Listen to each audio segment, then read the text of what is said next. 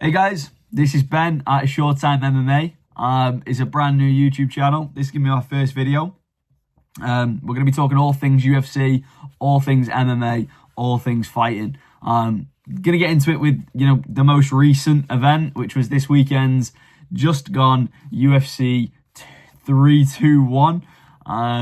Now, the whole card in general was atrocious. It was one of the worst cards I've ever seen. From start to finish, littered with decisions at the start. Obviously, we had Hamdi versus the chocolate pepper pig that Volta Walker called Chris Barnett, which was amazing. Obviously, that was it itself was a terrible fight. We obviously had Volta Walker, which was great to see him do a heel hook.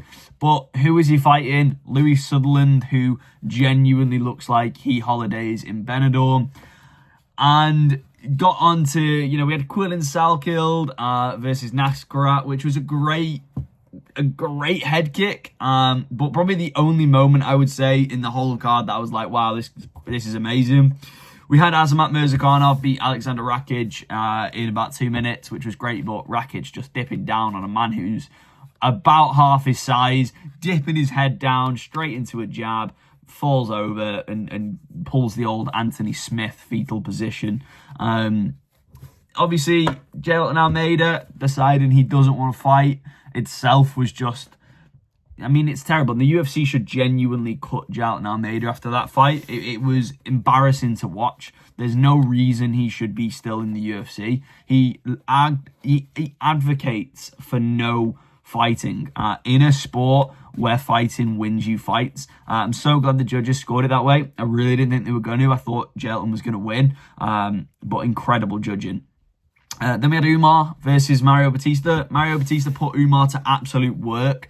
Umar struggled, got knocked down, but to be fair, Umar showed him levels. But Mario showed he could hang with the big boys. I respect Mario a lot, and I think going forward, Mario will be, I think he'll emerge as a possible threat to Merab. I think after this, he probably gets another good fight, wins another one, and he's probably in with the title fight. But Umar, same thing with him. I think he needs one more fight, but very, very close to winning. To getting his name back in that hat. I think Merab needs to take a break. I think the UFC needs to put him on ice. I think he's outworking the contenders in the division, and that is not great for the UFC. They need him to slow down before he overtakes his own contenders. And then we're starting to question his title defenses, which isn't fair. And it's not fair to Merab. So he needs to slow down. Let's build a proper contender. Let's build Umar up. Let's give him one more fight. I'd say Ayman Zahabi. But we've got Song Yadong. We could do him versus Davison Figueiredo. There's plenty of people we could put him against. But let's get him out there. He did get knocked down. Looked amazing, but got took quite far. Then the absolute barn burner in the co-main event, we had Mackenzie Dern versus Verda Jandiroba. It was a fight. And it'll be remembered as a fight on UFC 321. That's about as far as it's going to go. Mackenzie Dern put in a great performance, and I was very, very pleased to see how she came across in that fight. I thought she did really, really good. But I just don't see how you can be a UFC champion when Zhilei Zhang can absolutely kill both of those two. She is far better than any of those women. I suspect that Mackenzie Dern, I hope that Zhilei Zhang comes back down.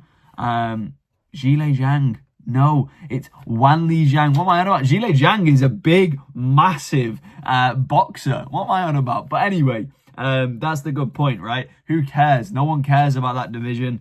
Women's MMA in general, no one cares about it. As much as that's, great take, no one cares. It's boring. No, it's boring. I hate to say that. I hate to be that guy, but it's boring. And then Tom Aspinall, right?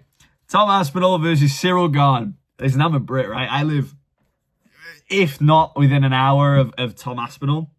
And I love that guy. He was getting pieced up. I don't like to say it, but he was getting pieced up.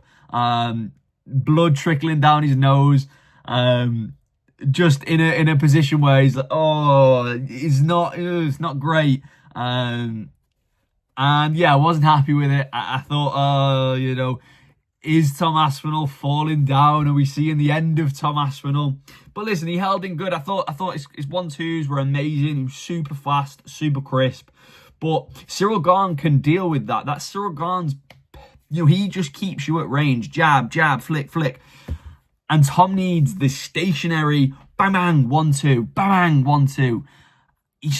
He's really quick, but he needs his opponent to be really slow. And Cyril Gahn is not slow. Cyril Gahn was flapping his arms, was moving around, he was doing really good movements. I think he was throwing Tom off.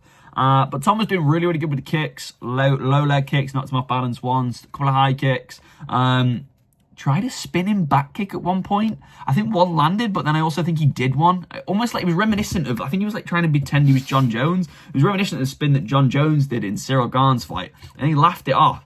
Now, if Cyril Gahn just like threw an elbow in that moment, if he read that perfectly, Tom was going to sleep. But yeah, everything was a little bit off with Tom.